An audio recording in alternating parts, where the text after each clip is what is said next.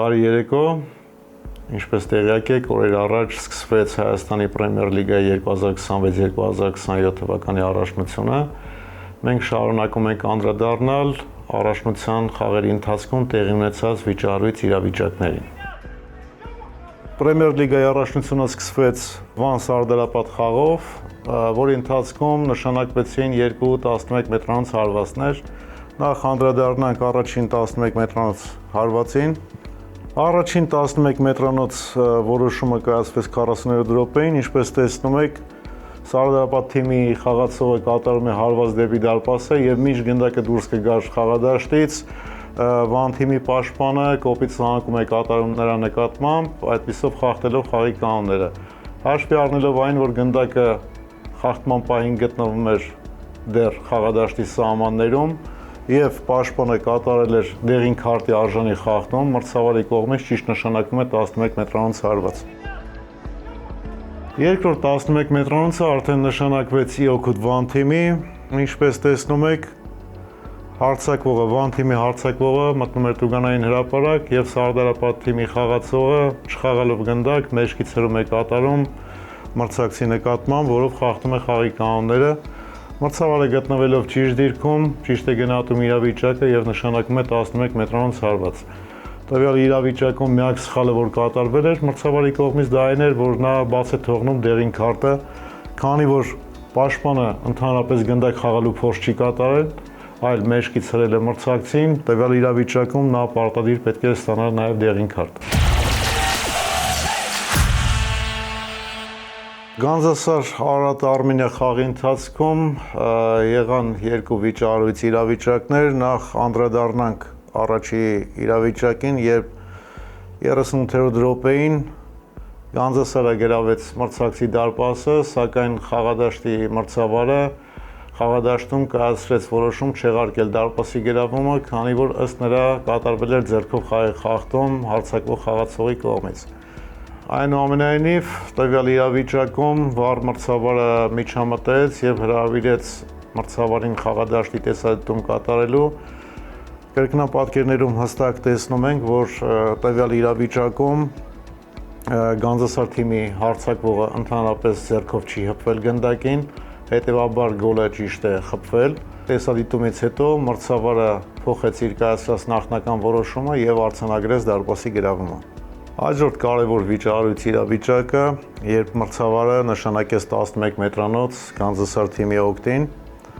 մրցավարը տվյալ իրավիճակում գտնվում էր լավ դիրքում,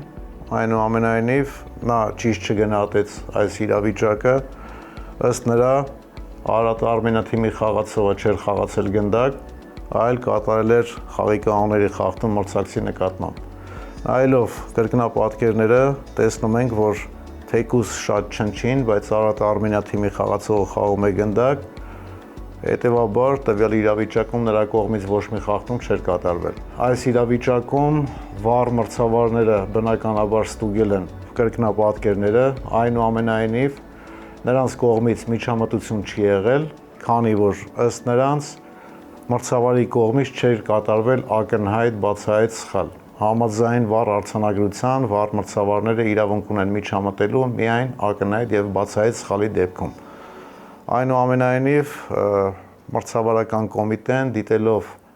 տվյալ իրավիճակի կրկնապատկերները եկան այն եզրակացության, որ տվյալ իրավիճակում մրցավարը կայացրել է սխալ որոշում, ինչպես նաեւ սխալը եղել է նաեւ վար մրցավարների կողմից, քանի որ նրանք պարտավոր էին միջամտել եւ հրավիրել մրցավարին խաղադաշտի տեսադիտում կատարելու համար։ Տվյալ որոշումից հետո Արարատ Արմենիա թիմի խաղացողը սկսեց բուռն անհամաձայնություն արտահայտել մրցավարի որոշման հետ կապված, անկախ նրանից, թե մրցավարի որոշումը իրավիճակներում ճիշտ է թե սխալ, խաղացողներին եւ թիմերի պաշտոնյաներին չի թույլատրվում անհամաձայնություն արտահայտել։ Նմանատիպ վարքագծի դեպքում խաղացողները պետք է պատժվեն դեղին քարտերով։ Այս իրավիճակում պատժվեց դեղին քարտով թե ֆուտբոլիստը, ինչպես նաև Արարատ Արմենիա թիմի գլխավոր մարզիչը։ Տվյալ վիճառույց իրավիճակի վերաբերյալ Արարատ Արմենիա թիմի կողմից ստացվել է վիճարկում, որտեղ նրանք վիճարկում էին նշանակված 11 մետրանոց հարվածը։ սակայն նրանց կողմից չեն պահպանվել կարգապահական եւ էթիկայի կանոնակարգի որոշ կետեր, այդ պատճառով նրանց վիճարկումը մրցավարական կոմիտեն չի ընդունել, այնուամենայնիվ մրցավարական կոմիտեն եւ մրցավարական դեպարտամենտը միշտ ազատ են եւ պատրաստ են քննարկումների ցանկացած թիմի եւ ակումբի հետ, անկախ նրանից թե նրանց կողմից կլինեն վիճարկումներ կամ բողոքարկումներ, միևնույն է մրցավարական կոմիտեն դիտում է բոլոր վիճահարույց իրավիճակները, բոլոր խաղերի, թե Հայաստանի Պրեմիեր լիգայում, թե Հայաստանի առաջին խմբի առաջնությունում։ Հաջորդ խաղը Նոասյունիկ, առանձնապես շատ վիճահարույց իրավիճակներ այս խաղի ընթացքում չեն եղել, այնուամենայնիվ եղավ իրավիճակ եւ Նոա թիմը գրավեց մրցակցի դարպասը, սակայն մրցավարը քիչ անց չարձանագրեց գոլը, քանի որ գրոյի կառուցման փուլում Նոա թիմի խաղացողը խախտել էր կանոնները մրցակցի նկատմամբ։ Ինչպես տեսնում եք կրկնապատկերներում, իրոք Նոա թիմի խաղացողը մինչ փոխանցումը դեպի իր թիմակիցը կատարում է խախտում մրցակցի նկատմամբ, չթողնելով նրան շարունակել պայքարը։ Համաձայն վառ արձանագրության, ցանկացած դարպասի գրավում վառ մրցավարները պետք է ստուգեն, նույնիսկ եթե մրցավարը տվյալ իրավիճակում չարձանագրեր խախտումը, կլիներ վառի միջամտում, որից հետո գոլը կչեղարկվեր։ Ուրարտու Փյունիկ հանդիպումը ընդհանուր առմամբ բավականին հանգիստ խաղեր ընթանում, սակայն խաղի 90-րդ րոպեին տեղի ունեցավ խաղի ամենակարևոր իրավիճակը։ Տվյալ իրավիճակում ըստ Փյունիկ թիմի խաղացողի նրա նկատմամբ խախտում էր կատարվել, սակայն մրցավարը չարձանագրեց այն, եւ դրանից հետո խաղացողը սկսեց բուռն անհամաձայնություն արտահայտել մրցավարի որոշման նկատմամբ։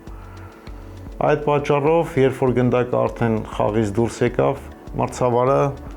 տեղին քարտով պատժեց խաղացողին անհամաձայնություն արտահայտելու համար։ Սակայն խաղացողը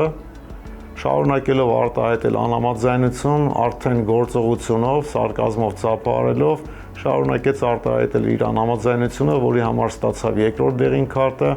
եւ հեռացվեց խաղադաշտից։ Տվյալ իրավիճակում, ինչպես ես արդեն նշեցի, անկախ նրանից, թե մրցավարը կայացրել է ճիշտ թե սխալ որոշում, խաղացողն իրավունք չունի իրեն նմանատիպ ձևով պահել եւ մրցավարի կայացրած կարգապահական որոշումները ճիշտ էին, առաջինը անհամաձայնության համար խոսքով անհամաձայնություն արտահայտելու համար, իսկ երկրորդը արդեն երբ նա դեղին քարտից հետո շարունակում է իր անհամաձայնությունը ծափահարելով մրցավարի որոշման հետ կապված։ Մրցափուլի վերջին հանդիպումը Ալաշկերտ-Արարատ, որի ընթացքում նշանակվեց 11 մետրանոց հարված Արարատ թիմի դարպասին, ինչպես տեսնում ենք, Արարատ թիմի խաղացողը չխաղալով գնդակ խախտում է կատարում մրցակցի նկատմամբ, նրա գործողության մեջ կա կոպտություն, որը նաև արժանի է դեղին քարտի։ Այս իրավիճակում նույնպես գնդակը դեռևս գտնվում էր խաղադաշտում, խախտման պահին խաղադաշտում էր։ Մրցավարը գտնվելով ճիշտ դիրքում կայացնում է ճիշտ որոշում, նշանակելով 11 մետրանոց հարված եւ դեղին քարտով պատժելով խախտում կատարող խաղացողին։ Նույն խաղի ընթացքում եւս մի հետաքրքիր իրավիճակ ստեղծվեց, երբ մրցավարը երկրորդ դեղին քարտով կարմիր քարտ ցույց տվեց Ալաշկերտ թիմի խաղացողին։ Սակայն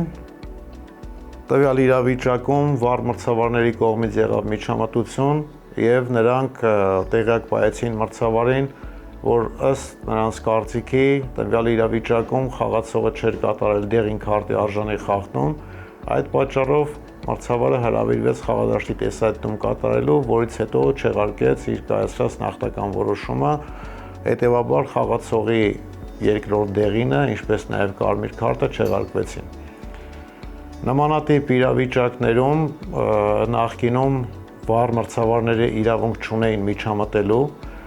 Այս տարի կատարվել են խաղի կանոնների որոշակի փոփոխություններ, որոնցից մեկը վառ արձանագրության մեջ կատարված այս փոփոխությունն է, որ վառ մրցավարները կարող են նաև միջամտություն կատարել, երբ որ մրցավարի կողմից կայացվում է սխալ երկրորդ դեղին քարտի որոշում։ Առաջին մրցափուլի ընթացքում տեղի ունեցած վիճահարույց իրավիճակներն այսքանն էին, իսկ մենք կհանդիպենք մյուս մրցափուլից հետո։